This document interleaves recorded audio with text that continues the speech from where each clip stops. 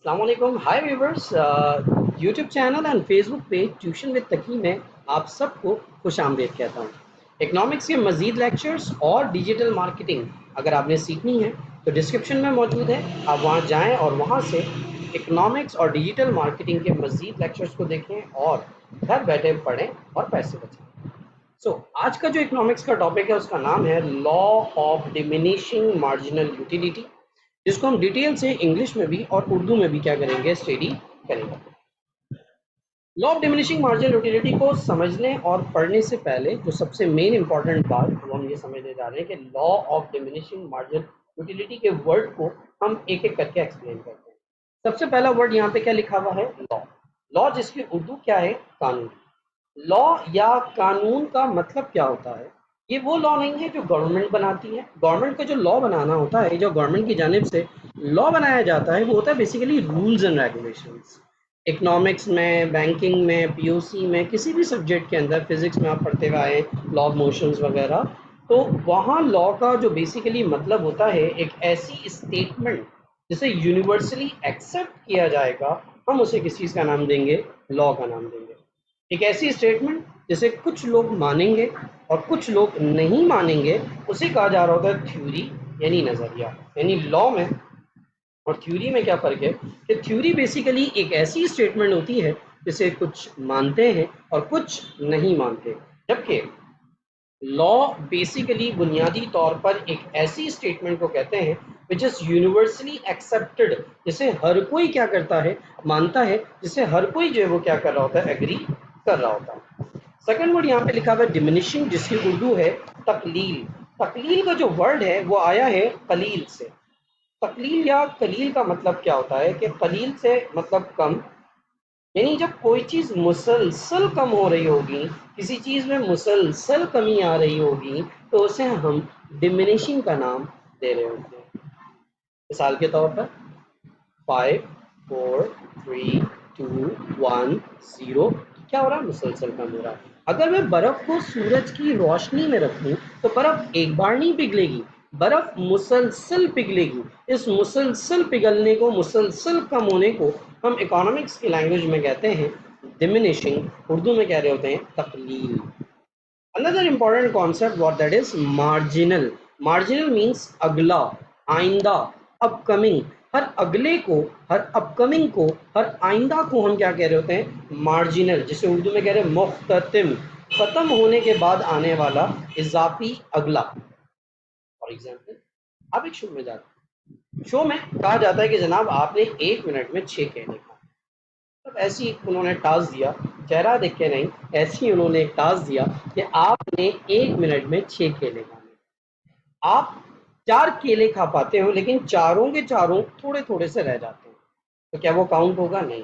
जब तक पहला खत्म नहीं होगा हम दूसरा काउंट नहीं करेंगे, दूसरा खत्म नहीं होगा हम तीसरा काउंट नहीं करेंगे। यानी पहले के खत्म होने के बाद जो दूसरा है वो पहले के लिए क्या कहलाएगा, दूसरा, और दूसरे के लिए तीसरा, तीसरे के लिए क्या कहलाएगा, चौथा, विच इज कॉल्ड मार्जिनल। जैसे आज के लिए कल का दिन मार्जिनल है कि जब आज का दिन खत्म होगा तो फिर कल का दिन आएगा। तो इकोनॉमिक्स में भी हम यही कह रहे होते हैं कि मार्जिनल मीन्स एडिशनल। एक खत्म होने के बाद जो दूसरा है, अगला है, खत्म होने के बाद जो अगला आ रहा है, हम उसे मार्जिनल का जो है वो नाम दे रहे होते हैं। एंड यूटिलिटी का मतलब, जिसे उर्दू में अफादा कहते हैं, कि तस्कीन, सकून, मिलने वाली खुशी। यानी कि मार्जिनल यूटिलिटी मतलब बना हर अगले से मिलने वाला सकून, हर अगले से मिलने वाली खुशी को हम मार्जिनल यूटिलिटी का नाम दे रहे होते हैं। अब बात करते हैं डिमिनिशिंग की। तो मार्जिनल यूटिलिटी की डिमिनिशिंग का मतलब क्या हुआ कि जनाब हर अगले से मिलने वाली जो खुशी है वो क्या होती रहती है, डिमिनिश होती रहती है, मुसलसल कम होती रहती है।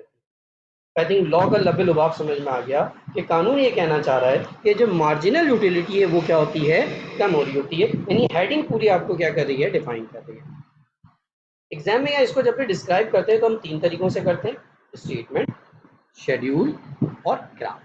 3 चीजें आती हैं, स्टेटमेंट, शेड्यूल, ग्राफ। स्टेटमेंट क्या होती है, जब हम किसी चीज को वर्डिंग्स में, लफ्जों में बयान करते हैं, तो लफ्जों में बयान करना स्टेटमेंट कहलाता है। चाहे वो इंग्लिश में हो, उर्दू में, वट एवर द लैंग्वेज, अगर आप किसी चीज को डिफाइन करोगे लॉ को, तो वो क्या कहलाएगा, स्टेटमेंट कहलाएगा। और जब उसको टेबुलर फॉर्म में लिख दोगे, न्यूमेरिक फॉर्म में लिख दोगे, तो वो आपका क्या बन जाएगा, शेड्यूल बन जाएगा। और जब आप उसका डायग्राम बना देंगे तो वो आपका क्या कहलाएगा, ग्राफ कहलाएगा। सो सबसे पहले स्टेटमेंट में बात करते हैं, अदर थिंग्स रिमेन सेम। कोई भी लॉ होगा वो डायरेक्टली अप्लाई नहीं होता, उसके लिए कुछ चीज़ों को सपोज करना पड़ता है कि वो क्या रहेंगी, सेम। अगर तो वो सेम रहती हैं तब तो लॉ अप्लाई होगा, अगर वो सेम नहीं रहती, उनमें चेंजेस करनी पड़ेगी, तो वहाँ लॉ अप्लाई नहीं होगा। तो दैट इज हम क्या कह रहे थे कि कुछ भी लॉ को अप्लाई करें तो दीगर अवामिल जब यकसा रहेंगे तो वो क्या रहेगा, तब लॉ अप्लाई। तो वो कौन सी चीज़ें जो सेम रहनी चाहिए, हम उन्हें अजम्पशंस एंड एक्सेप्शंस के अंदर अगली वीडियो के अंदर डिस्कस करेंगे। फिलहाल अभी हम लॉ की बात करते हैं। लॉ ये कहता है कि जो मार्जिनल यूटिलिटी है ना ऑफ गुड्स डिक्रीजेस, वो क्या होती है, कम होती है, consumer by using it on succession, जब वो मुसलसल या मुतवातिर, सक्सेशन मतलब मुतवातिर, मुसलसल यानी एक के बाद एक अगर यूज करता जाएगा तो यूटिलिटी क्या होती चली जाएगी, कम होती चली जाएगी। यही बात हमने शेड्यूल के अंदर डिफाइन किया, क्योंकि हम बार बार क्या कह रहे हैं कि जब किसी यूनिट को यूज करेंगे तो यूनिट हमारे पास क्या हो गया कि जिसको हमने यूज करना है, चाहे वो एप्पल हो, ऑरेंज हो, चॉकलेट हो, बिस्किट हो, किसी भी चीज़ की बात हो रही है, और देन उससे हासिल होने वाली क्या हो जाएगी, मार्जिनल यूटिलिटी। और मार्जिन को जब हम ऐड करते चले जाएंगे तो वो हमारी क्या कहलाएगी, टोटल यूटिलिटी। सपोज हमने 1 से लेकर 7 तक यूनिट ले लिए, फर्स्ट यूनिट में हमें 50 यूटिलिटी मिल रही है, 50 यूटिल्स जो है वो हमें क्या हो रहे हैं, हासिल हो रहे हैं। और सेकंड में ऑब्वियसली कम हो के वो क्या हो गया 40, देन 30, 20, 10, 0, -10, यानी वो डिक्रीजिंग ऑर्डर में क्या होता चला गया, कम होता चला गया। और वो कम होते होते क्या हो गया, 50 से कहाँ पे पहुंच गया, 50 से जो है वो -10 तक चला गया। हम इसको एक नेगेटिव तक दिखाएंगे, क्योंकि नॉर्मली जो है वो राइटर एक नेगेटिव वैल्यू को भी लेते हैं, तो हम इसे नेगेटिव तक लेकर आएंगे। टोटल यूटिलिटी कैसे आती है ये देख लें, कि पहली मार्जिनल यूटिलिटी को एज इट इज ले लेंगे, पहली मार्जिनल यूटिलिटी को एज इट इज लेकर आ गए तो वो क्या हो गया 50, 50 एंड 40 90, 90 एंड 30 120। मैं इसको दोबारा रिपीट कर रहा हूँ, तो फर्स्ट को ऐसे ही लेकर आ गए, यहाँ भी 50 हो गया, 50 में 40 को ऐड किया 90, 90 एंड 30 120, 120 एंड 20 140, 140 एंड 10 150, 150 एंड 0 150, 150 में फिर -10, देन वो क्या हो जाएगा हमारे पास 140। तो इस तरह से हमारा क्या बन जाएगा, शेड्यूल बन जाएगा। एंड देन इसके बाद हम क्या बनाएंगे, ग्राफ। ग्राफ में दो एक्सिस होते हैं, एक एक्स एक्सिस और एक हमारे पास क्या होता है, वाई एक्सिस।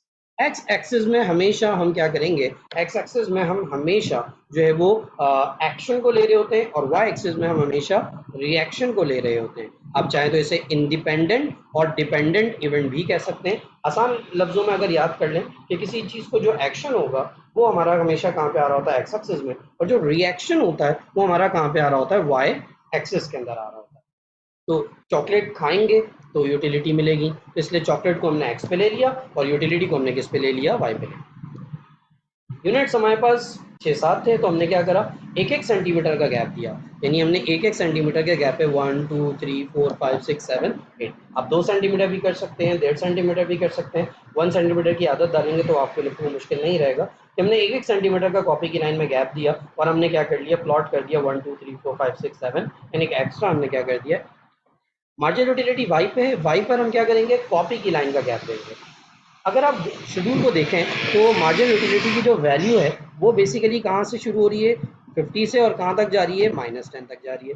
याद रखें ग्राफ हमेशा स्मॉलर वैल्यू से स्टार्ट होता है, तो अगर हम -10 की बात करें तो वाई एक्सिस ऊपर पॉजिटिव है तो नीचे क्या होगा, नेगेटिव होगा, तो लिहाजा -10 नीचे आ गया, और कॉपी की लाइन का गैप देते हुए उस लाइन पे 0, उससे अगली लाइन पे 10 20 30 40 50 एंड देन 60, यानी मैं वाई एक्सिस में कॉपी की लाइन का गैप देता गया, जो वाई एक्सिस की वैल्यूज थी मैंने वहाँ प्लॉट कर दी।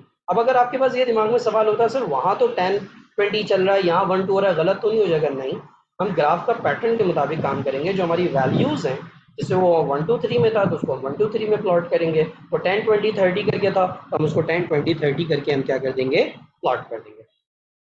फिर as per the schedule, according to schedule, हम हर पॉइंट को क्या करते चले जाएंगे, मिलाते चले जाएंगे। जैसे 1 पे 50 था, 1 पे मैंने 50 को मिला के डॉट कर दिया, 2 पे 40, 3 पे 30, 4 पे 20, 5 पे 10, 6 पे 0, क्योंकि जब x की वैल्यू 6 है तो y की वैल्यू हमारे पास क्या है, y की वैल्यू हमारे पास जो है वो 0 है, तो हमने उसको क्या कर दिया, वहाँ पे प्लॉट कर दिया। इसी तरह 7 पे क्या हो जाएगा हमारे पास, 7 पे -10 है, तो हमने 7 पे क्या कर दिया, उसको -10 पे तरफ ले गए, और -10 हमारा कहाँ पर है, -10 हमारा नीचे की तरफ। तो 7 को हमने किससे मिला दिया, 7 को हमने -10 से मिला दिया, इन सारे पॉइंट्स को जो हमने डॉट किया है उसको जब हम मिला देंगे तो हमारे पास एक सिंगल लाइन बन जाएगी और ये हमारा क्या कहलाएगा, मार्जिनल यूटिलिटी कर्व। तो इसे हम मार्जिनल यूटिलिटी यानी इन सारे डॉट्स को मिलाने से जो लाइन हमें मिल रही है हम उसे मार्जिनल यूटिलिटी कर्व का नाम दे रहे होते हैं।